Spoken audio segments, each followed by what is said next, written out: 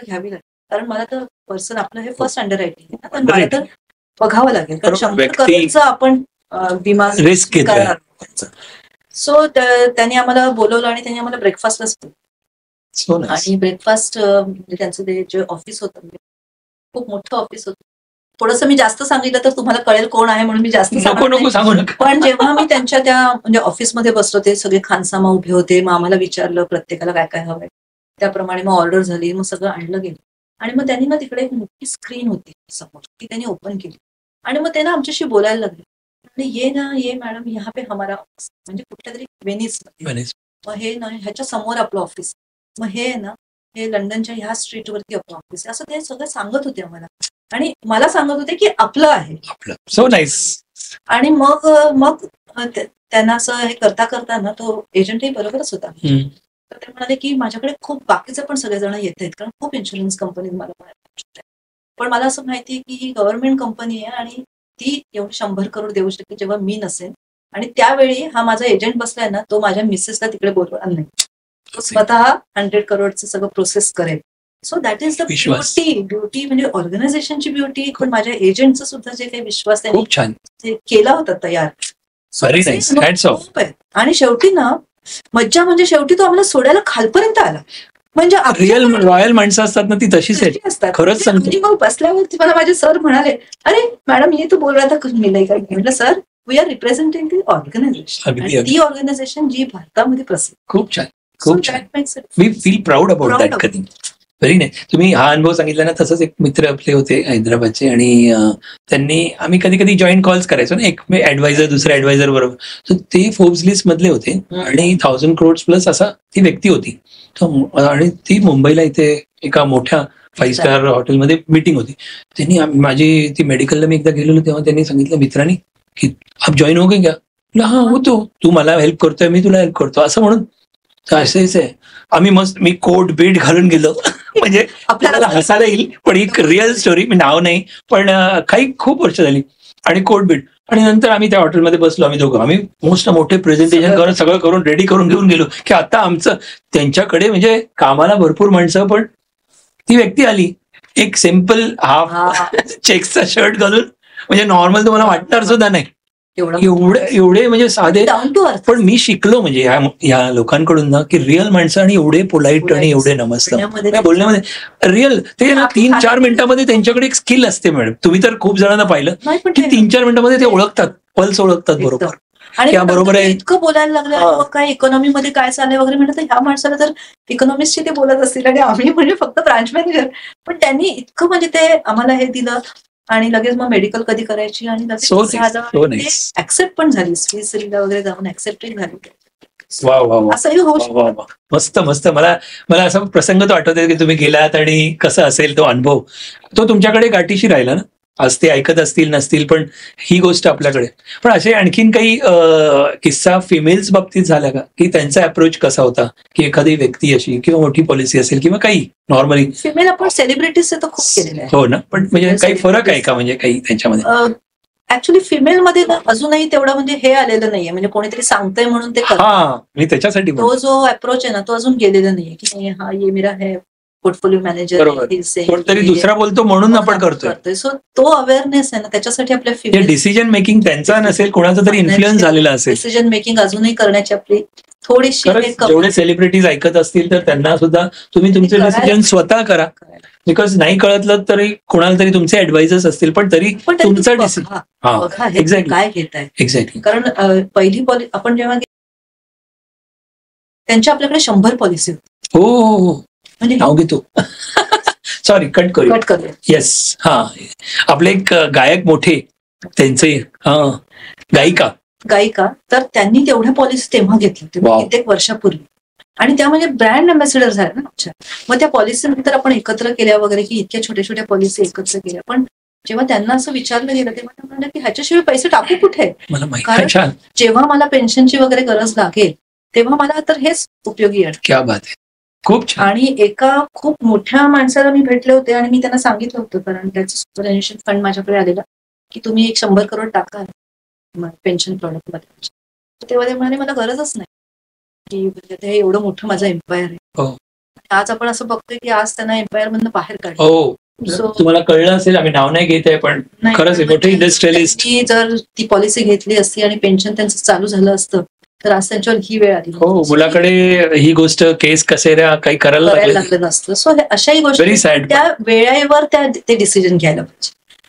कारण ती दिसताना छोटी दिसेल पेन्शन, पण लाईफ टाइम तुम्हाला एक सपोर्ट कुशन आहे ते, आणि तुम्हाला 1 तारखेला त्याचं रिटर्न बघू नका. बरोबर बरोबर. 1 तारखेला येणार आहे, तुम्हाला माहिती की हे बाबा इतके माझे येणार आहेत आणि त्याच्यातनं आपल्याला काहीतरी होईल. बघा ना, तुम्हीच आता सांगितलं की त्या व्यक्तीचं मुलगा असेल, कोणी असेल, पण कोण पेन्शन देते का नाही देते, त्यांच्या घरातून पण बाहेर काढलं गेलं. पण आणि आता कोविडमध्ये वगैरे पण आम्हाला लोकांना कळलं, कोविडमध्ये सुद्धा आपलं एकही पेमेंट आपलं लेस तेवढ्यासाठी आम्ही जायचो आणि आम्ही ते सगळं काम करायचो. म्हणजे आमच्या लेवलची लोक ही ती कामं करायची. व्हेरी नाईस, व्हेरी नाईस, मस्त. तुमचं आता तुम्ही बोलताना बोललात की सुपर अॅन्युएशनचं, तर मी एक प्रश्न, तुम्ही जे काही गोष्टी आम्ही फाइंड आउट केल्या, तर तुम्ही काहीतरी 1,000 करोड सुपर अॅन्युएशनचं काहीतरी तो फंड वगैरे तुम्ही मॅनेज, तर व्हॉट वॉज अ प्रेशर, काय होतं तुमचं, म्हणजे काही होतं का असं काही? कॉर्पोरेशन घेणार नाही की कोणाला, कारण ते घेणं उचित नाहीये. एक मोठं कॉर्पोरेशन ज्यांचं स्वतःचं फंड होतं, सुपर एन्युएशन फंड, ते स्वतः चालवत होते आणि त्याच्यातनं ते पेन्शन देत होते. पण त्यांचं असं म्हणणं होतं, म्हणजे त्यांच्या ज्या CFO होत्या त्यांचं असं म्हणणं होतं की हा फंड आपण सेट असाइड केला पाहिजे, कारण अदरवाईज मग जेव्हा आपल्याला लायबिलिटी येईल तेव्हा फंड नसते. सो सेट असाइड करायचं, तो कोणाकडे द्यायचं.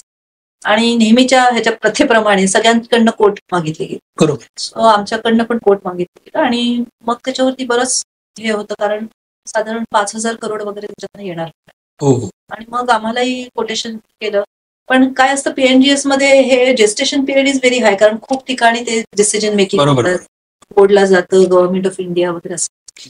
तर त्यांनी ना मला एक प्रश्न विचारला, आम्हाला सगळ्यांना त्यांनी बोलवलं होतं, ऑल इन्शुरन्स कंपनीज, आणि त्यांनी मला एकच प्रश्न विचारला की तुम्ही फक्त एका वाक्यामध्ये मला सांगा की मी हा फंड तुम्हाला का देतो.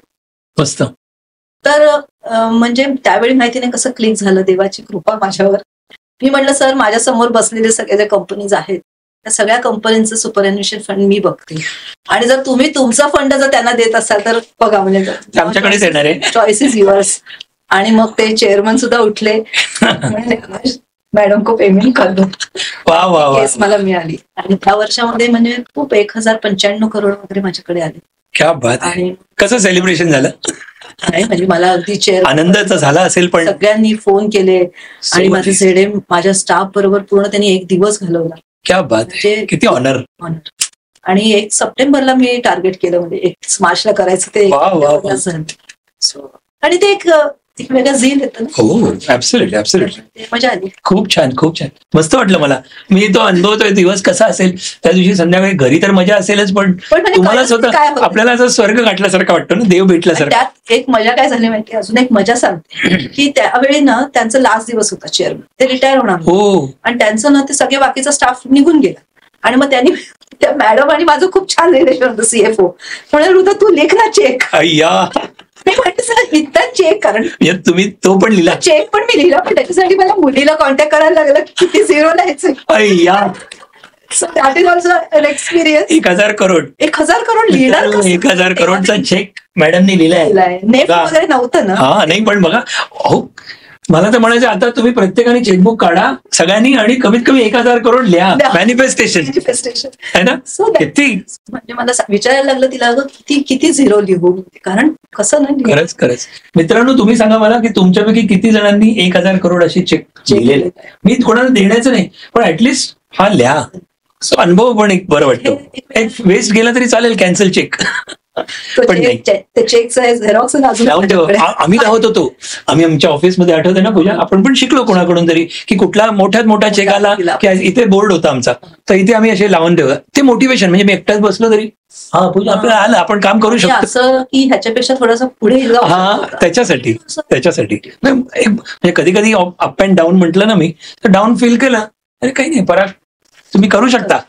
आणखी स्वतःच होतं. हो, एक्झॅक्टली. आपण करू शकतो. मस्त मस्त. आतापर्यंत आय एम एन्जॉईंग. तुम्ही एन्जॉय करताय ना?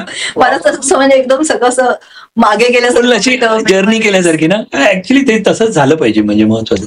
तर तुमच्या 37 इयर्समध्ये, तुमच्या 37 इयर्सच्या कारकिर्दीमध्ये कोणती केस तुमची सर्वात जास्त काय म्हणू शकता डीपेस्ट इमोशनल इम्पॅक्ट तुमच्यावरती झाली असे काही सांगू शकाल एखादी म्हणजे छोट केस असेल किंवा काही इन्सिडेंट्स असेल? कोल्हापूरला जेव्हा मी होते, म्हणजे मी मेन्शन करू शकते, कोल्हापूरला मी डीएम क्लब कन्व्हेन्शन माझं चालू होतं. ओके. एजंट्स मोठ्या हॉटेलमध्ये, सयाजी इंटरनॅशनल 5 स्टार हॉटेल. आणि ते ना म्हणजे ती कन्व्हेन्शन संपलं 3:30-4 पर्यंत जेवण झाली. आणि ते जेवण झाल्यानंतर ना तो एक माझा एजंट 2 व्हीलरवर घरी चालला आणि तो घरी चालला असतानाच त्याचा ऍक्सिडेंट झाला आणि तो ऑन द स्पॉट गेला. ऑन द स्पॉट गेल्यानंतर म्हणजे सगळेच एजंट तिथेच असल्यामुळे सगळ्यांनी मदत वगैरे केली, त्याला घरी जाऊन वगैरे पुढची मदत. पण जेव्हा आम्ही त्यांचं रिव्ह्यू पोर्टफोलिओ बघितलं, त्याचं करायला गेलो की पॉलिसीज किती आहेत, तेव्हा त्याच्याकडे 7 पॉलिसी होत्या आणि 7ही पॉलिसी लॅप्स कंडिशन. आणि त्यावेळी जे काय म्हणजे फील मला आलं, त्यानंतर मी खूप काय काय केलं त्याच्यावरती, insurance on your on life. बरोबर. एजंटचं, कारण स्वतःच तुम्ही करा, म्हणजे लोकांसांगे तत्वज्ञान तसं झालं. तर त्यानंतर मग स्टाफनी आम्ही सगळ्यांनी पैसे काढले, एजंटनी कॉन्ट्रीब्युट केलं आणि मग आम्ही त्या फॅमिलीला दिलं. पण जर एजंटचं जर पॉलिसीज नसतील तर म्हणजे हे सगळ्यांनाच माझं सांगणं आहे की फक्त पॉलिसी घेणं इम्पॉर्टंट नाहीये, कन्सिस्टंटली त्याचे प्रीमियम पेमेंट करणं सुद्धा गरजेचं. इन्शुरन्स एजंटना मेसेज द्या ना तुम्ही. इन्शुरन्स एजंट मेसेज जे आपण बाहेर लोकांना सांगतो की तुम्ही स्वतःचं प्लॅनिंग करा, रिटायरमेंट प्लॅनिंग करा, मुलांसाठी करा, सो हे आपल्याला पण ऍप्लिकेबल. अगदी पहिलं तुमचं सेल्फ रिव्ह्यू तुमचा खूप महत्वाचा आहे. सो तुमचाही पोर्टफोलिओ आधी बघा, कारण तुम्ही इतके फिरत असता, सो तुम्ही पण प्रोन आहात. माझ्या एजंटनी आणि स्वतःची पॉलिसी दाखवा की माझंच 25 लाखाचा इन्शुरन्स आहे. अगदी. सो इन्शुरन्स महत्वाचा आहे. मीही काढतोय आणि माझं मी एवढा प्रीमियम भरतोय जो मला कधी कधी परवडत नाही, पण तरी मी भरतो, प्रायोरिटीने भरतो, कारण हे इम्पॉर्टंट आहे. सो हे तुम्ही तुमचं जर दाखवलं तर तुम्हालाही त्याचा खूप उपयोग होतो आणि क्लायंटवरती इफेक्ट पडतो. क्लायंटवरती इफेक्ट आणि स्वतःच बघा, फॅमिली विल त्याला दाखवण्यासाठी पण नाही, नुसतं स्वतःसाठी सुद्धा आहे. सो सेल्फ इन्शुरन्स ऍडवायझरनी घेतलाच पाहिजे. मित्रांनो, तुम्ही जरूर आता हे ऐकत असाल, सगळे इन्शुरन्स ऍडवायझर्स, डेव्हलपमेंट ऑफिसर्स, माझी जे काही कंपनीचे, कुठल्या कुठल्या वेगवेगळ्या कंपनीचे, माझं मॅडमनी सांगितलं तसं ही सिन्सिअर रिक्वेस्ट राहील की तुम्ही तुमचं स्वतःचा इन्शुरन्स पहा, आत्ताच पहा आणि ते इनफोर्स आहे का पहा. जसं यांनी सांगितलं की ती व्यक्तीची पॉलिसीज 7 होत्या पण लॅप्स होत्या, तर तुम्ही स्वतःच्या पॉलिसीज पण बघा, because charity begins at home आपण म्हणतात तसं. सो नाईस, प्लीज बघा आणि जरूर तुम्हाला काही कमेंटमध्ये जर वाटलं तर तुमचा अनुभव असेल तर जरूर लिहा. So that could be a interactive, आनंद होईल आम्हाला. चांगलं सांगितलं. पण स्मॉल स्केल, आता तुम्ही असं पण झाले, पण कधी कधी असं पण होतं की पॉलिसी होती पण एकदम छोटी होती, आता एक नाही घेतली, लॅप्स होती. दुसरी असं पण आहे की पॉलिसी घेतली, माझी पॉलिसी आहे पण ऍडिक्वेट नसते. तर असा पण अनुभव असेल तुम्हाला, म्हणजे आपण जेव्हा म्हणजे बायकोनी सांगितलं असेल किंवा अरे हे काय आलंय, असं झालं कधी? कसं असतं की बहिणीची एजन्सी घेतली किंवा मेवण्यांनी घेतली, मेवण्यांचं जास्त असतं तर बायकोचं ऐकायला असतं, सगळे मेवणे नो ऐका, तर मेवण्यांनी एजन्सी घेतली म्हणून घेतो. पण ते नीड बेस्ड प्लॅन का नाही, ते घ्यायचीच असेल तर मग आणि विचारलं जातं मग तुला लाईव्ह हव्यात ना, सो मग मिनिमम सम ॲश्युर्ड किती आहे, 50,000. अरे पण 50,000 मध्ये माझं काय होणार आहे? आणि मग जेव्हा त्याच्याकडे खरंच दुसरा कोणीतरी प्रोफेशनल एजंट किंवा ऍडवायझर येतो आणि तो म्हणत असतो की आपण बसूया एकदा सर, मला प्लॅनिंग करायचं, तेव्हा म्हणत नाही माझ्याकडे आहे ना पॉलिसी. बरोबर. सो वेदर 50,000 इज वर्थ तर नाहीये ना, तर ते तसं न करता मला असं वाटतं proper planning. So that is also very important. काय आता लॅक ऑफ, मी तेच प्रश्न 2-3 असे केले होते. पण एखादा आहे असा पण मजेदार किस्सा, काही unexpected moments during the field visits or claims, असं कधी आलेलं आहे तुम्हाला सांगू शकाल? अनएक्सपेक्टेड म्हणजे काही वेळेला, सॉरी पण आपण एक मजेदार म्हणून म्हणतो की फजिती पण झाली असेल आपल्याला कधी, एखाद्या गोष्ट असं होतं कधी आपल्या सगळंच काय आपल्याला माहिती असतं असं नाही, किंवा स्टेजवरती तुम्ही कधी तुम्ही एवढे काही गोष्टी केल्या, काहीतरी असे मजेदार किस्सा काही असेल का तुम्ही? एक फील्डवरचा असला तर, नाहीतर असंच कुठला तुमच्या कारकिर्दीमध्ये?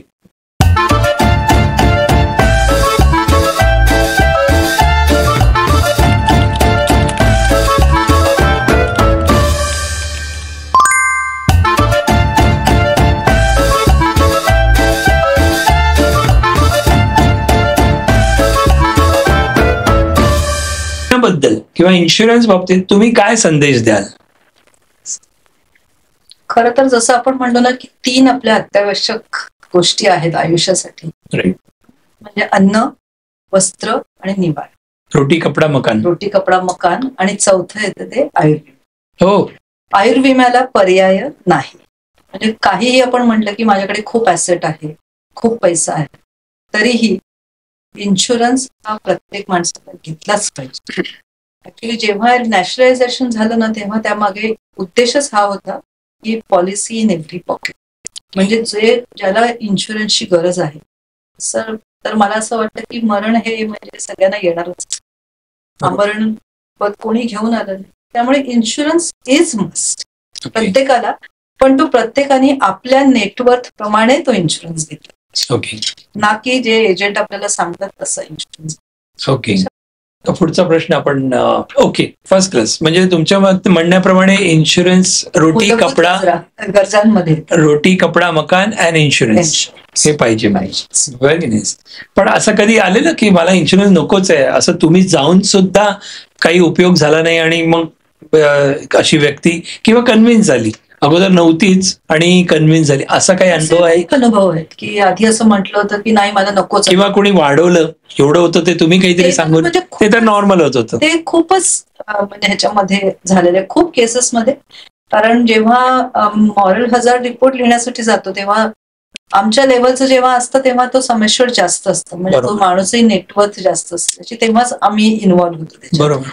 सो अशा वेळी जाताना कधी कधी आपल्या ऍडवायझरनी तेवढं बघितलेलं नसतं की हा किती देऊ शकेल, कारण कधी कधी ऍडवायझरही थोडंसं दबून जातो की ह्याचं फोर्ब्स मध्ये नाव आहे, तर मग ह्याच्याकडे किती आपण मागायचं आणि आपल्याकडे म्हणजे पास होऊन येईल का ती केस, तर तुम्ही आधी सजेस्ट तर करा, प्रपोज करा, त्याच्याशी डिस्कशन करा आणि त्यांनाही त्यांची वर्थ कळू दे, कारण त्यांच्या नंतर आपण हे देणार आहोत इन्शुरन्स, ते नसतील तर, आणि असतील तर मॅच्युरिटी मिळणार आहे. सो पैसे कोणाला नको आहेत, म्हणजे 1,000 करोड जरी असलं तरी त्याला 2 करोड आपण दिले तर त्याच्यात पण कोणी नाही सांगितलं आणि कन्व्हिन्स झालं असं कधी झालेलं आहे? हो, बरेच केसेस झाले. त्याचं काही ट्रिगर पॉइंट काय होतं की तुम्ही जसं मगाशी सांगितलं सांगू शकला नाही नीट, म्हणजे ऍडवायझर ना नीट पोहोचू शकला नाही, मे बी त्याच्यावर बर्डन होतं, तर ते ऍक्च्युली कोर टच करायला पाहिजे आपण कस्टमर्स.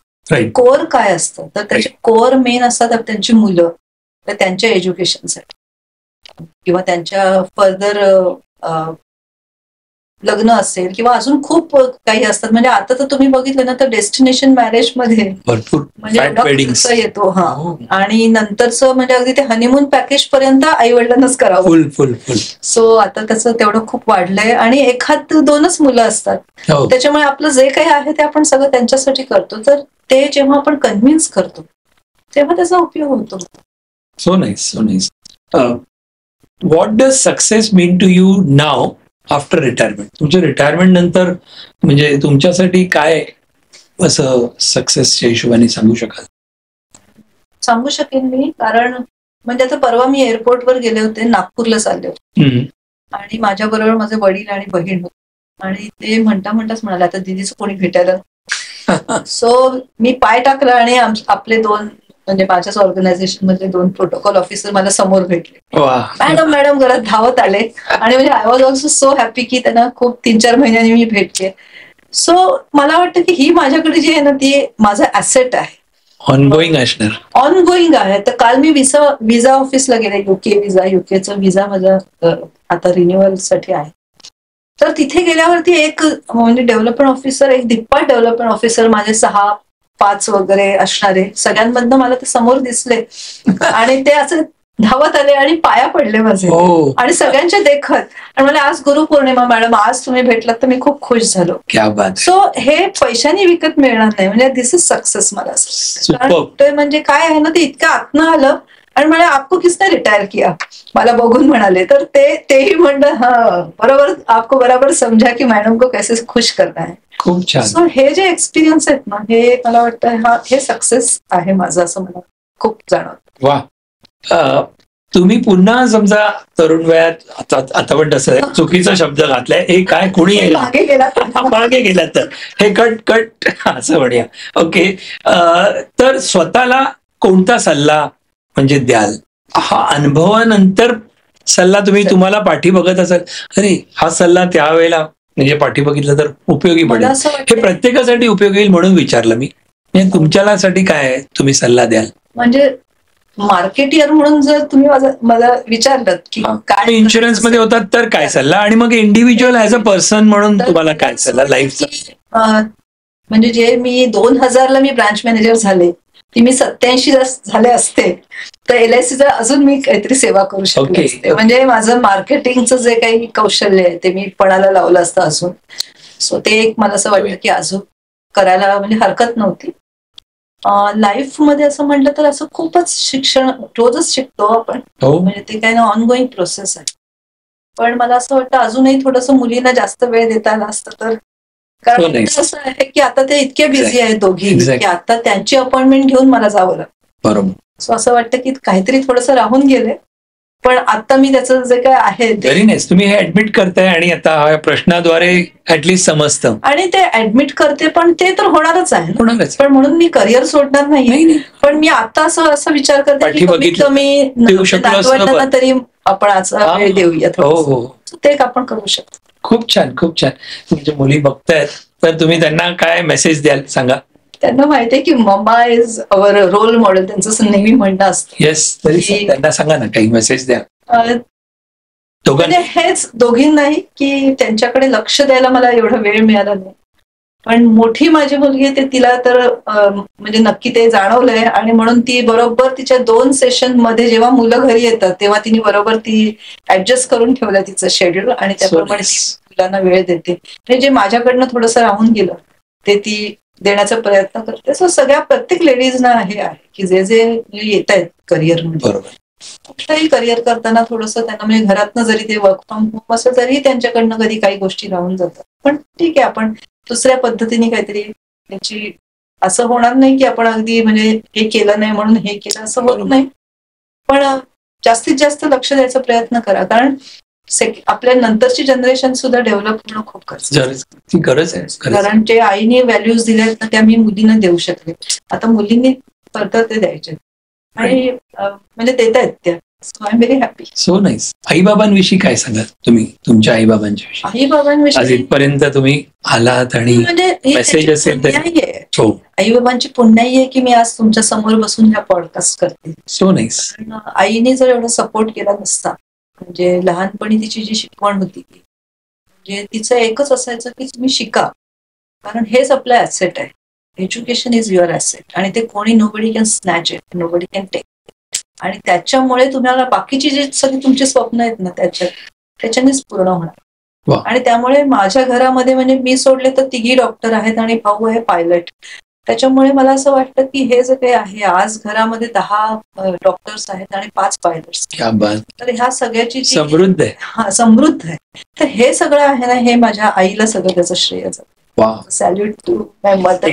आईंसाठी मेसेज द्या ना आईंना.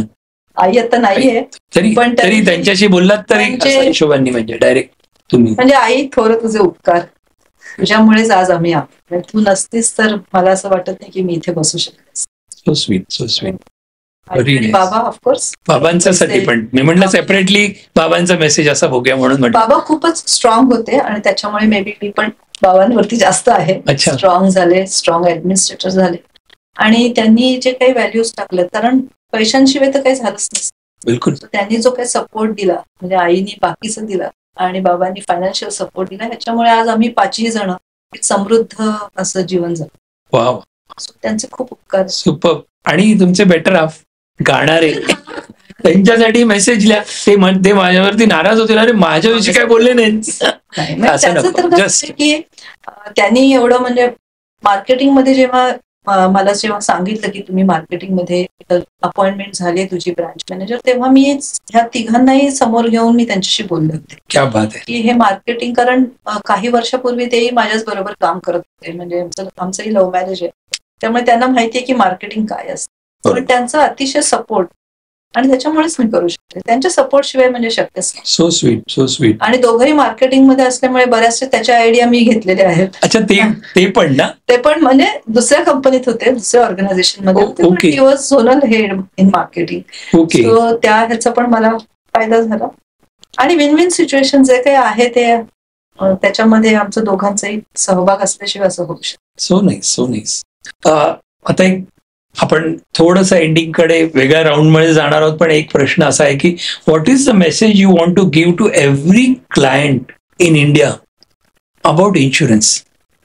सगळे जे कोणी पाहतायत त्यांच्यासाठी काय तुम्ही सल्ला द्याल, तुम्ही सांगाल तर? कस्टमर्ससाठी एक सल्ला असेल की पोर्टफोलिओ रिव्ह्यू करा, ज्यांच्याकडे ऑलरेडी पॉलिसीज आहेत. नॉमिनेशन आहे का बघितलं पाहिजे, कारण आता नॉमिनेशन तुम्ही मल्टिपल नॉमिनेशन करू शकता, जसं तुम्ही बँकांमध्ये करताय तसं. दुसरं पर्सेंटेज मध्ये तुम्ही नॉमिनेशन सॉरी, परत एकदा सांगाल का? हा प्लीज. कस्टमर्सना जो आपला पोर्टफोलिओ तो आधी रिव्ह्यू करायला पाहिजे. आणि म्हणजे माझी एक रिक्वेस्ट असेल की जेव्हा रिन्युअल असेल किंवा जेव्हा तुमचं डेट ऑफ म्हणजे बर्थ मंथ असेल, असं एखादा मंथ ठेवा जेव्हा तुम्ही पोर्टफोलिओ तुमचा रिव्ह्यू करा. प्रीमियम वेळेवर भरा. परफेक्ट. नॉमिनेशन चेक करणं अतिशय गरजेचं आहे, कारण ड्रायव्हल क्लेम्सचं प्रमाणही खूप वाढलंय. आणि जेव्हा टायटल ओपन होतं तेव्हा सक्सेशन आणि हा लिगल सगळं हिट जे आहे त्याच्यामधनं बाहेर यायचं असेल तर नॉमिनेशन वरती भर द्या. आणि तिसरी गोष्ट म्हणजे ऍड्रेस तुमचा जो चेंज होतो तो तुम्ही अपडेट करणं खूप गरजेचं आहे. So address updation is very important. आणि प्रत्येक पॉलिसीला ना आजच तुम्ही जे तुमचे बँक डिटेल्स ते देऊन टाका, म्हणजे जे तुमचे मॅच्युरिटी मध्ये मिळणारे जे पैसे ते तुम्हाला डायरेक्ट चांगलं होत जाईल. कारण आता LIC सारख्याच बऱ्याच ऑर्गनायझेशन मध्ये असं आहे की सगळ्यांनीच डिजिटली सगळे संपन्न झाले, ऑनलाईन सगळं होत आहे. सो तुमचं जसं तुम्ही सगळे अकाउंट डिटेल्स वगैरे पण अपडेट करून घ्या. बिलकुल. या 3-4 गोष्टी, आणि तुम्हाला ना तुमचं जसं वर्थ वाढते ना तसं इन्शुरन्सचं वर्थ पण वाढवायचं. इन्फ्लेशन प्रूफ तुमचा प्लॅन कारण इन्फ्लेशनचं पीठ करायचं असेल तर इन्फ्लेशन पेक्षा 2-3% तरी आपल्याला जास्त मिळालं असं घ्यायलाच पाहिजे. आणि ते प्रॉडक्ट घेताना तुम्हाला अपग्रेडेड जे येतात प्रॉडक्ट त्याच्याकडे तुम्हाला जावं. बिलकुल. कारण आपण बघतो ना मॅच्युरिटी जेव्हा घेतो त्यावेळेला अरे मी थोडेसे जास्ती केलं असतं तर बरं झालं असतं, पॉसिबल असं म्हणतो आपण, पण ते तेव्हा थोडंसं स्ट्रेच करायचं. सो परत तेच income minus saving is equal to expenses. Absolutely. सगळ्यांचा भाग आहे. तुमच्या अचिव्हमेंट्स, अवॉर्ड्स तुम्हाला एवढे मिळाले आहेत तर त्याच्याविषयी आम्हाला काही सांगाल का? म्हणजे कसा अनुभव होता, कुठले आणि कसे? म्हणजे कसं ते मगाशी मी म्हटलं तसं 15 दिवसांनी रिव्ह्यू होतात तसं, पण आमच्याकडे इन्सेंटिव्ह स्कीम सारख्या येतच होत्या. म्हणजे फॉर द मंथ असेल, 15 डेज असेल, मे बी फॉर 3 म्हणजे क्वार्टर असेल, फॉर इयरली अशा पण होत्या काही स्कीम्स. तर कुठलीही स्कीम आली ना मी माझ्या मार्केटियर्सना घेऊन बसायचे की म्हणजे आपण आता कसं स्ट्रॅटेजी करूया आज डे 1 पासून, की आज फ्लोट झाली आहे 30 दिवसासाठी आपण काय करू शकतो. कारण हे जे मला असं वाटतं की हे जे ऍडिशनल पैसे जे मिळणार आहेत ना मला अदर दॅन सॅलरी, हे मला माझ्या स्पाऊसला द्यायचे, माझ्या मुलांना द्यायचे, कारण त्यांच्यामुळे मी इथे कॉन्सन्ट्रेट करते. बरोबर. आणि ही त्यांना मी सवयच लावून टाकली होती. तर त्याच्यामुळे अशा काही स्पर्धा होत्या म्हणजे आपल्या डोमेस्टिक मध्ये असं होतं की ज्याच्यामध्ये माझे सगळेच्या सगळे म्हणजे 2323 ब्रांच मॅनेजर क्वालिफाय झाले. आणि I was the only division की सगळ्या झाल्यात म्हणजे क्वालिफाय झाले. सो असं स्ट्रॅटेजी जर आपण केली ना तर स्ट्रॅटेजी आपलं होऊ शकतं. आणि मी तर म्हणजे प्रत्येक कुठलीही कॉम्पिटिशन मी केली नाही असं झालेलं नाहीये. त्याच्यामुळे नॉर्मली त्या जशा कॉम्पिटिशन येतात ना तसं तसं आपण अचिव्हमेंट कडे, इयरली अचिव्हमेंट कडे जातो आणि ते साध्य होतं म्हणजे, कारण ते आपण पिरियडिकली आपलं होऊन जातं. Very nice. PMGS मध्ये असताना मला म्हणजे इंटरनॅशनल कॉन्फरन्स होती सिंगापूरला, तिथे मी क्वालिफाय झाले होते. आणि माझे मॅनेजिंग डायरेक्टर जे नंतर IRDA वर पण होते त्यांनी स्वतः माझी म्हणजे काळजी घेतली होती, because I was the only lady member.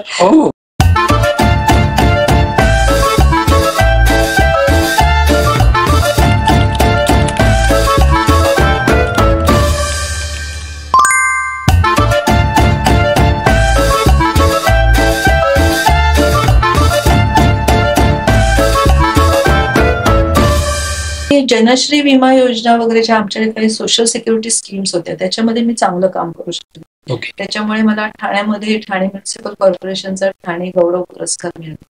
आणि जे राजन विचारे आमचे खासदार आहेत त्यांच्या ट्रस्ट तर्फे सुद्धा त्यांनी मला म्हणजे अवॉर्ड दिलाय.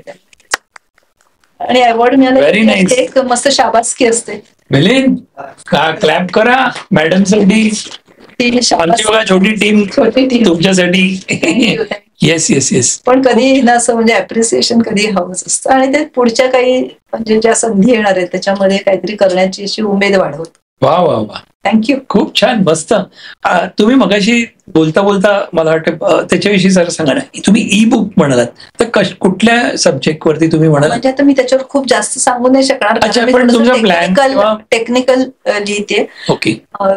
ऍक्च्युली मी इंडिपेंडंट डायरेक्टर साठी मी म्हणजे क्वालिफाय झाले. त्यांची एक्झाम असते. Okay okay. कॉर्पोरेट अफेअर्सची, मिनिस्ट्री ऑफ कॉर्पोरेट अफेअर्स. आणि आता प्रत्येक लिस्टेड कंपनीमध्ये 1/3 जे आहेत ना मेंबर्स, नॉन एक्झिक्युटिव्ह मेंबर्स, ते इंडिपेंडंट डायरेक्टर क्वालिफाय झालेले असायला हवेत. बरोबर. असं आता नवीन नियम आलाय. राईट. तर त्याप्रमाणे मी ती एक्झाम क्लिअर केली आणि कॉर्पोरेट गव्हर्नन्स मध्ये तर इतकी वर्ष काम केलेलं असेल, तो एक्सपिरियन्स आहे.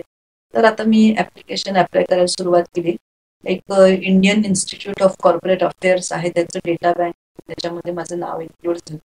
सो पुढच्या करिअरचं म्हणजे मी असं बघते पुढे की आपल्या एक्सपिरियन्सचा कॉर्पोरेट वर्ल्ड मध्ये पण आपण विन विन झालं पाहिजे. बरोबर. आणि त्याचं मॅक्झिमम एज 75 आहे. तर माझ्याकडे बरेच दिवस आहे की तेव्हा मी माझा age no bar. Age is no bar. Age is exactly. त्याचाही मला म्हणजे फायदा होईल असं वाटतं. तर त्याच्या अनुषंगाने मी काही कोर्सेस केले होते म्हणजे पर्सनॅलिटी डेव्हलपमेंट, सोशल मीडियामध्ये कसं जायचं, AI वरती झालंय. अरे वा. सो ह्याच्यामधनं मला त्यांनी ते ई बुक आणि टेडेक्स टॉक्स त्या 2 गोष्टीमध्ये म्हणजे मी प्रयत्न करते पुढे करण्याचा. वा वा. आज तुम्ही मला हा एक्सपिरियन्स दिले पॉडकास्ट. नाही नाही, मस्त मस्त. पुढे गोइंग व्हेरी वेल. खूप छान. मस्त मस्त. थँक्यू. आणि आता आपण दुसऱ्या राऊंड कडे वळूया, ज्याला आपण म्हणतो एक रॅपिड फायर राऊंड. आता आपण खूप प्रश्न आणि असे विचारले आणि थोडंसं आपण लाईट मोड वरती जाऊया. तर तुम्ही तयार आहात? सोपे सोपे म्हणजे 1 वर्ड मध्ये तुमची आवड निवड काय असेल, म्हणजे आम्हाला जाणून घ्यायचंय तुम्ही कसे आहात, तुमच्या आवडी काय आहे असं म्हणून.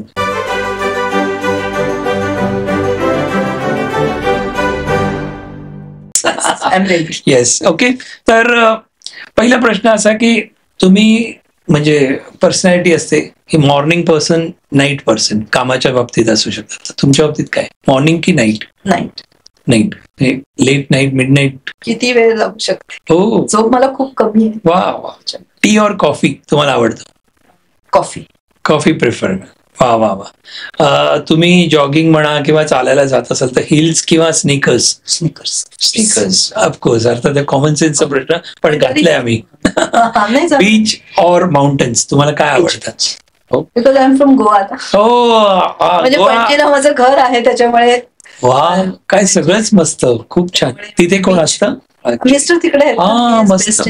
वा वा वा. बीच माउंटन तुम्ही सांगितलं.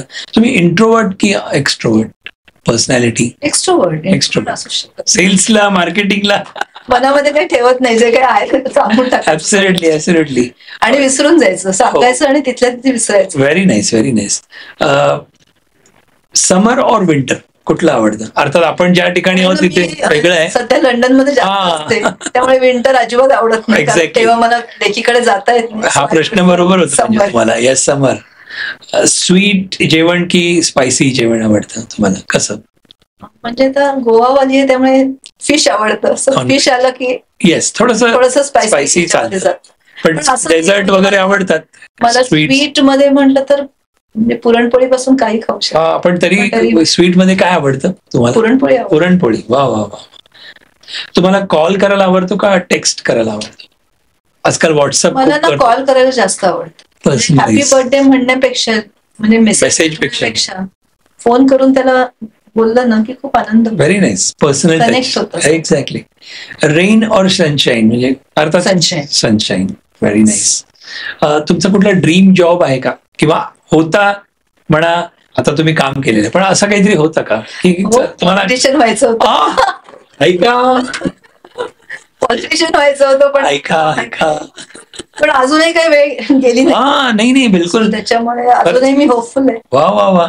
पण मला आवडेल म्हणजे. आम्हाला विसरू नका. नाही कुठेही उभे राहिलं तरी. छान छान. तुमचा favourite colour? Favourite colour is green. Green आवडतो. आज आपण घातला नाही. आपल्या टेक्निकल गोष्टीसाठी म्हणून. Yes yes you like it. Green. Very nice. तुमची फर्स्ट सेलिब्रिटी म्हणा, कोण तुम्हाला आवडत होतं लहानपणी आणि आता? कपिल देव मला खूप आवडतं. वाव. Any particular reasons? काही त्यांचं क्रिकेट आवडायचं म्हणून की? क्रिकेट खूप आवडायचं, कारण बाबांमुळे क्रिकेटचं सारखं चालू असायचं. ते मुलांमध्येही आले आणि आता माझी नातवंडही खेळतात, त्याप्रमाणे तो एक वारसा चालू झालाय. पण कपिल देव माझा ऍज अ लीडर, म्हणजे ऍज अ कॅप्टन मस्त. तर ती मॅच्युरिटी वगैरे वेगळीच. खूप छान. गाणी आवडतात तुम्हाला? गाणी ऐकायला? म्हणजे नवऱ्याने गायलं तर मलाच ऐकायला लागतं. वन ऑडियन्स तरी पाहिजेच. पण तुम्ही स्वतः गाता? पण नाही, बिलकुल नाही. कधी प्रयत्न नाही. आज करणार का? नाही, बिलकुल नाही. आम्ही प्रत्येकाला विचारतो ना मी असा. छान पॉडकास्ट चाललंय तर ते म्हणजे ह्या बाईला हे येत नव्हतं तर का ट्राय केलं, हिने इन्शुरन्सच विकावं. तुम्हीच सांगितलं किशोर कुमार म्हणजे मिस्टर ते गातात, त्यांना आवडतं. आनंद होईल सांगायला की माझी 2 नातवंड आहेत ना, ती सगळी किशोर कुमारची, म्हणजे अगदी नखरेवाली पासून गातात. वा. आणि ते किती छोटे आहेत तुम्ही म्हणा? 6 वर्ष आणि एक 11 वर्ष 10 वर्षाचे. तो काल नीले नीले अंबर पे गात होता, म्हणजे ते आजोबांबरोबर त्यांच्या ते रक्तात आलंय. क्या बात आहे. पुढच्या पिढीकडे गेले असं. वा वा वा. ते काम मी त्यांच्यासाठीच ठेवलंय. खूप छान. लहानपणी कुठली मूवी तुम्हाला असं मोटिवेशनल कुठली वाटली, आवडती लहानपणी? तुम्ही बघायचं का? म्हणजे आत्ताच्या ह्याच्यामध्ये म्हटलं तर लगान मी निदान 25-30 वेळा तरी वेगळ्या वेगळ्या ग्रुप एजंट्सना घेऊन बघितली. हो छान. भगवान मी खूप, कारण ते मोटिवेशन होतं. हो, आपण रिटायरमेंटसाठी तेच आपण बघत होतो किंवा सांगत होतो. टीम कशी तयार करायची, आणि आमिर खान म्हणजे ग्रेट, आणि ते खूप सुंदर, म्हणजे मला ते सगळं खूप आवडलं. भगवान आपल्यासाठी पेन्शन प्रॉडक्ट विकताना आपल्याला ते खूप चांगलं, त्यामुळे ते म्हणजे टच होतात असं. बिलकुल बिलकुल. आणि कुठलं ऍक्टर ऍक्ट्रेस मध्ये आवडते असे कोण आहेत का तुमचे सेलिब्रिटी आत्तामध्ये? अमिताभ बच्चन. अमिताभ. Very nice. शाहरुख खान आवडतो. वा वा. खूप छान. खूप जास्त आवडतो. हो. शाहरुख खानची देखिए, म्हणजे त्याच्यामध्ये जो काही एक ऑरा आहे ना, तो काहीतरी वेगळाच प्रश्न आहे. King Khan. Super.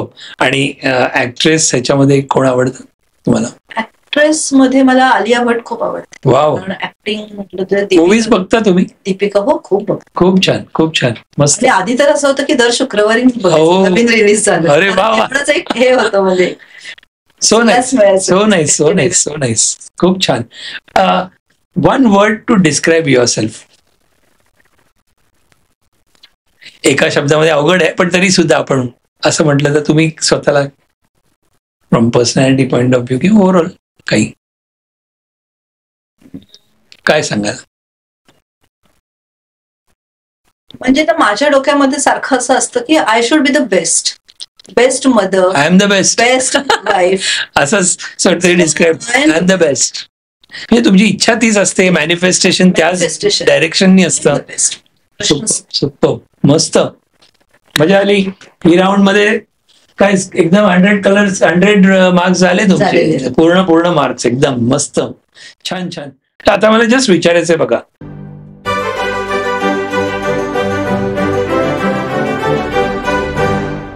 You feel about that person. Okay, कोणी? Warren Buffett, best investor. Very nice. Amitabh Bachchan, best person. Shahrukh Khan, best actor. Priyanka Chopra, savvy. Very nice.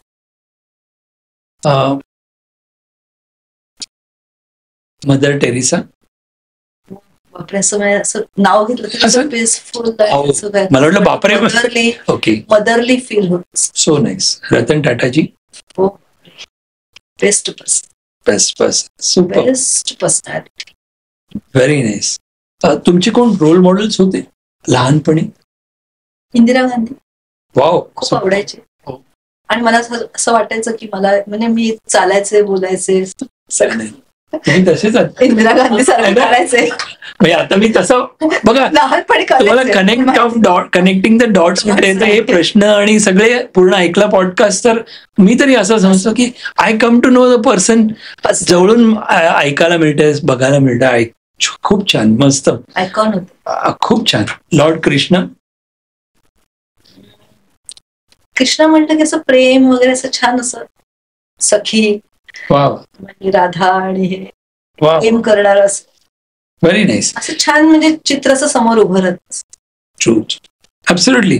आणि ओव्हरऑल सखा म्हणजे असं म्हणता येईल असं. हो, आणि मी त्याच्याबरोबर माझं नाव पण घेतो, पराग नेसरीकर. स्मार्ट बॉय पूजा आहे समोर, पण तरीही कट करायला नको ना. Personality on a serious note, personality खूप छान आहे आणि प्रोफेशनलिझम हो. सो पण म्हणजे मला असं वाटतं की तुम्ही अजून काही खूप चांगलं करू शकता. खूप जण म्हणतात इन दिस म्हणजे industry you are on the top, पण तरीही म्हणजे मला असं वाटतं की तुमच्यात अजून खूप काहीतरी आहे की जे बाहेर यायचंय. All the best for that. Thank you, जरुरी आहे. आणि आमच्या शो विषयी काय सांगाल? The APN podcast show. म्हणजे हे जे वातावरण तुम्ही तयार केलंय ना, ते म्हणजे ते लगांसारखं वातावरण की एक काहीतरी काम करतोय, एक काहीतरी करतोय आणि अशी एक टीम केली आहे. एक्झॅक्टली. आणि जो म्हणजे तुमच्या दोघांमधला जो काही संवाद आहे तो खरंच खूप छान आहे. म्हणजे आपण का असं चांगलं काम करू शकतो तर जेव्हा आपली म्हणजे सहचारिणी पण ती छान असते. बिलकुल.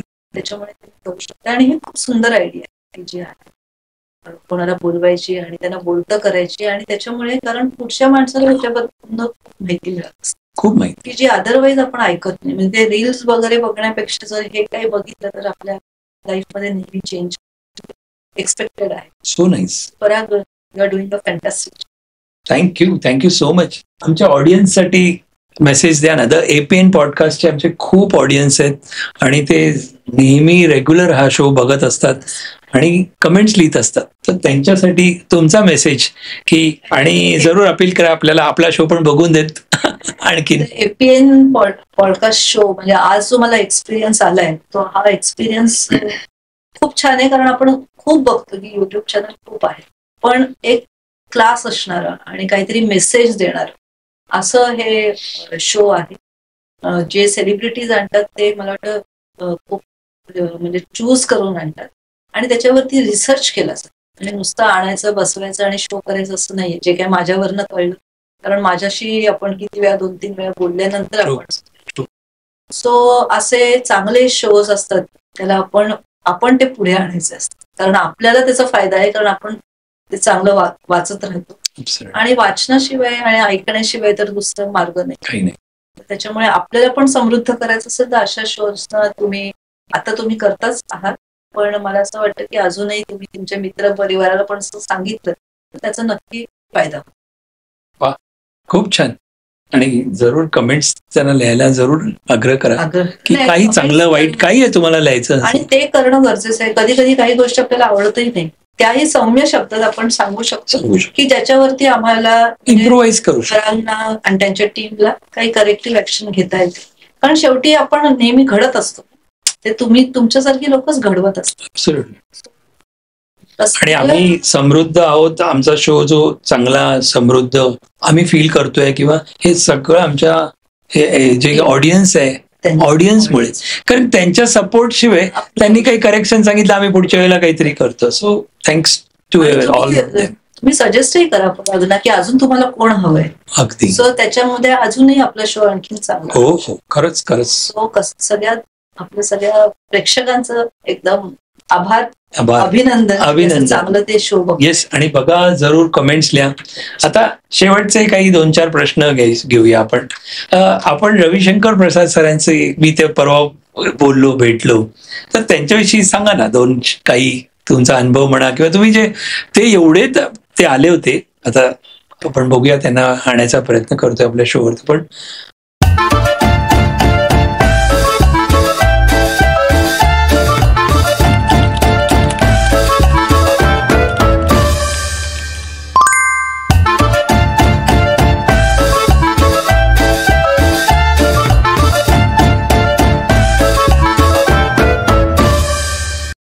खरं तर एक ब्रांच मॅनेजरला रिजनल मॅनेजर मार्केटिंग पर्यंत पोहोचणं काही गरज नसते, कारण मध्ये खूप लेअर्स आहेत.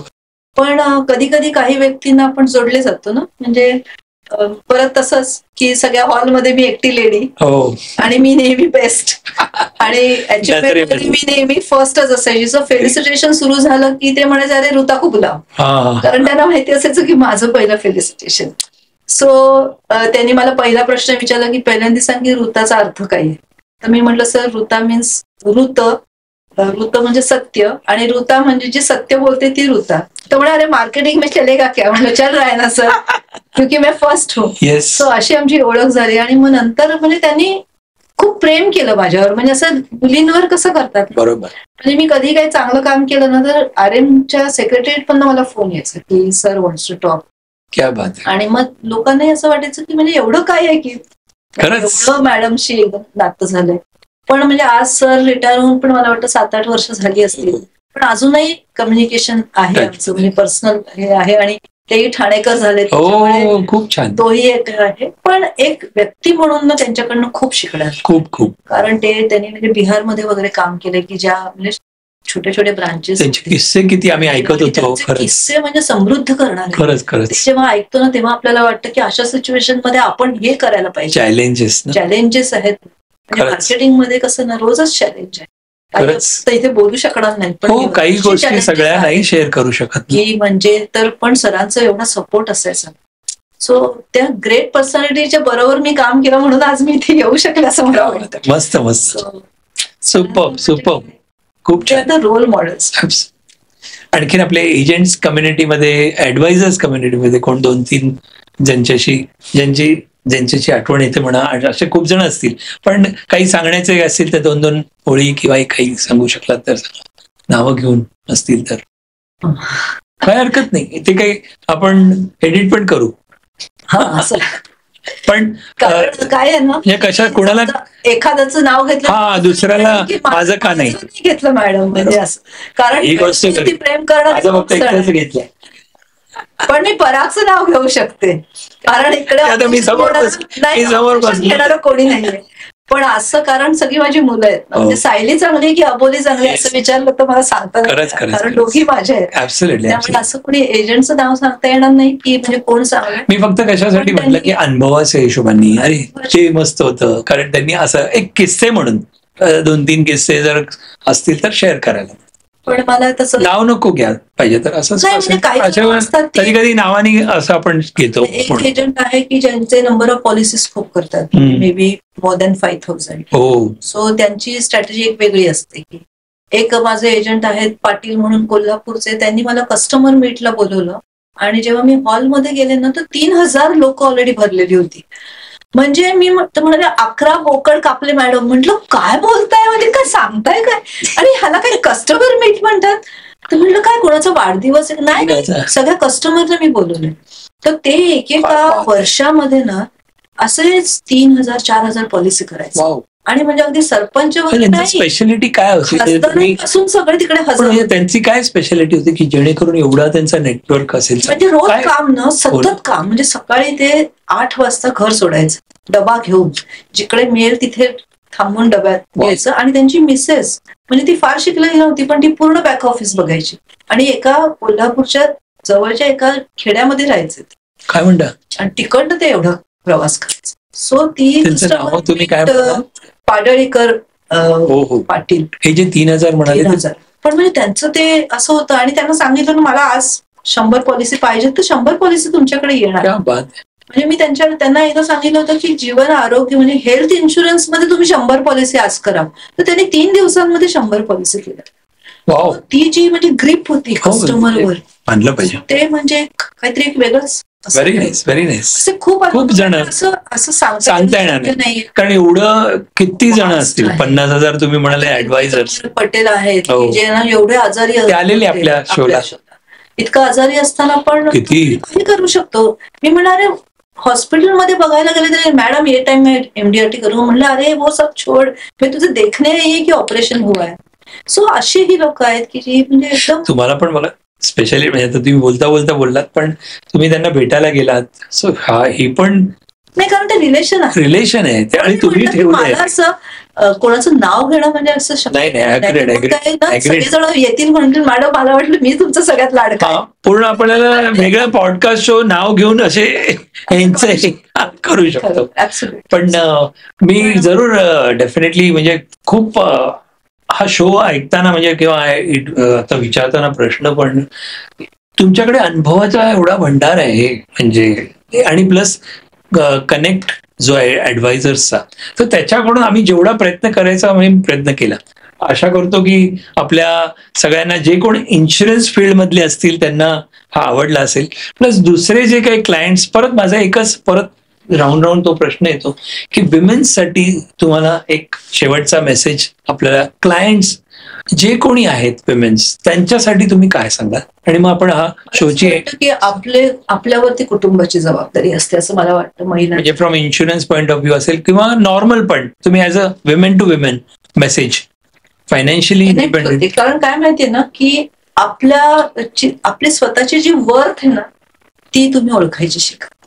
की जी आपण म्हणजे आपल्याला माहितीच नसतं की मी काय आहे. म्हणजे शिक्षित असो, अशिक्षित असो, नोकरी करणारी असो, वर्क करणारी हाऊसवाईफ असो, हाऊसवाईफ पण खूप काम करत असते ना, ती पूर्ण ती जबाबदारी घेत असते. सो आपल्याला कधी कमी लेखू नका. आपली वर्थ आहे ना ती आपण स्वतःच ती क्रिएट करायची असते. सो म्हणजे इन्शुरन्स पॉइंट ऑफ व्ह्यू मध्ये म्हटलं तर माझी वर्थ आहे. म्हणजे मी जर नसले तरी नक्की आपल्या कुटुंबाला त्याचा फरक होणार आहे. तर स्वतःची वर्थ ओळखा आणि स्वतःला ना डेव्हलप करा. आता कितीतरी गोष्टी आहेत ज्या तुम्ही करू शकता. सो मला वाटतं की प्रत्येक दिवस हा आपला असायला पाहिजे. आणि तुमच्यावरती कुटुंबाची पूर्ण जबाबदारी. जी मुलं घडतात ना ती सगळी आपल्यामुळे घडतात. आपली एक मोठी जबाबदारी आपल्याला वरनच दिलेली आहे देवाने असं म्हणूया. ती जबाबदारी आपण पार पाडूया व्यवस्थित. कारण पुढची जी आहे ना जनरेशन ती अशीच छान व्हायला पाहिजे. जसं आपल्या आई वडिलांनी आपल्याला घडवलं तसं आपण पुढची घडवायची. आणि इन्शुरन्स मध्ये इज मस्ट. परत सांगते फंडामेंटल नीड आहे. अन्न, वस्त्र, निवारा, आयुर्विमा. आयुर्विम्याला पर्याय नाही आणि आपल्याला पर्याय नाही. जोपर्यंत आपण घरात नाही तोपर्यंत कुटुंब आपलं चालू शकत नाही. हे ओळखा, आपली वर्थ ओळखा. बरोबर. आणि विमेन्ससाठी तर एक बाई तर पूर्ण घराला असे कनेक्ट केल्यासारखी ती माळ आहे. म्हणजे ती आहे तेव्हाच घर. एक्झॅक्टली. तर ती वर ती स्ट्रेंथ आहे. फायनान्शियली इंडिपेंडेंट ती झाली तर सगळे जण सुखी राहतील. हा मेसेज मोठा मेसेज आहे. म्हणजे एजन्सीमध्ये पण किती पैसा आहे. आणि तुम्हाला जेव्हा वेळ मिळेल तेव्हा तुम्ही करू शकता. किती तुम्ही बाहेर जाता, किती लेडीज तुम्हाला. जरी लेडीजचे आपण इन्शुरन्स काढलं ना तरी इमेन्स पोटेन्शियल आहे. साईड इन्कमची आजकाल गरजच आहे. गरज नाहीये मिस्टरांकडे की मला पैसे द्या काही खर्च. आपण आपलं इंडिपेंडन्स करू शकतो. तुम्ही विमेन्स एजंट पैकी एखादा कुठला किस्सा आठवतो तुमच्या समोर? आता तुम्ही नावं घेतली असे खूप असतील पण म्हणजे जे बलाढ्य बिझनेस म्हणा किंवा केलाय तुम्ही असे तर खूप जण आहेत. मला पण माहिती आहे, तुम्हाला माहिती आहे. पण तरी या मोमेंटला काही आठवतो का की किस्सा कुठला किंवा कुणाचा? नाव नको पण. हा म्हणजे असं खूप आहे. एक आता आमच्या कोल्हापूरची एक एजंट आहे की जे स्वतः काम करतात. कारण कोल्हापूरमध्ये पुरुष प्रधान संस्कृती. म्हणजे जेव्हा मी तिकडे गेले ना तेव्हा मला आधी खूप त्रास झाला की एक लेडी मार्केटिंग मॅनेजरला कसं ऍक्सेप्ट करायचं. मला आधी ते माझ्या ह्याच्याप्रमाणे मला त्यांच्याशी कनेक्ट व्हावं लागलं.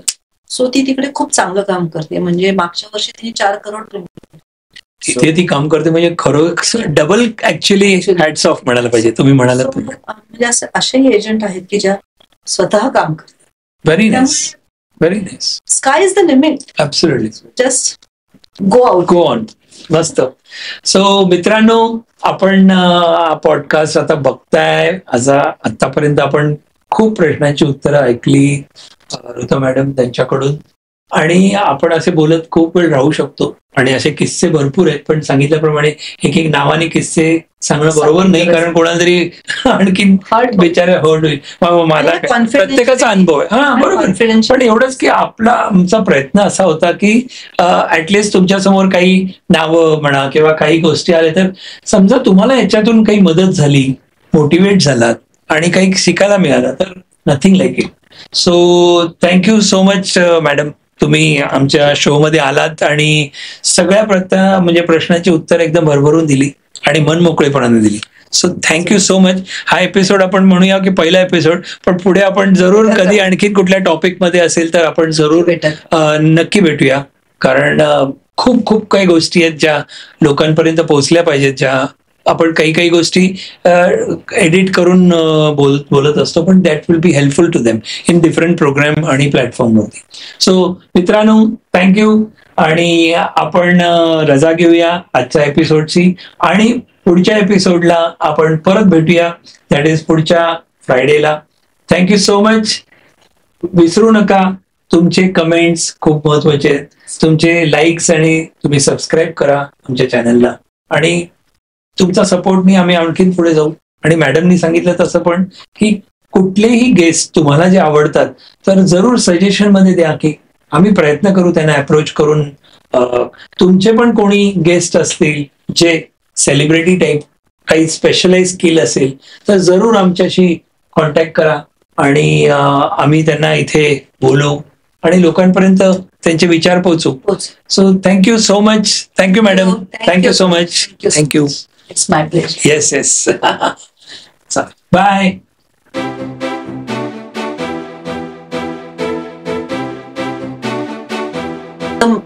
एकदम फॅन्टास्टिक एक्सपिरियन्स. मला एक अख्ख्या ह्याच्यातलं आवडलं ते तुम्ही मॅनिफेस्ट केलेलं तुम्ही म्हणालात. आणि बघा कसं मला माहिती नव्हतं, मला त्याच्यावरती विश्वास आणखीन बसला, ऐकलंय वगैरे पण आणखीन अंडरलाईन केल्यासारखं. त्याच्यामध्ये जे काही आहे ना ते फक्त तुम्ही एक्सपिरियन्स केलं तर पुढे जाऊ शकता. जरूर. त्यामुळे स्टेप बाय स्टेप आपण करू शकतो. मस्त. पण आज खूप मजा आली. मजा आली ना. आणि हे वातावरण खूप छान. हो, मध्ये जरा टेक्निकल ब्रेक झाला तो आपला, पण ठीक आहे. It's over. तुम्ही मॅनेज हो ना. युअर अर्धांगिनी पूजा एवढा सपोर्ट आहे. एपिसोड हिट होणार.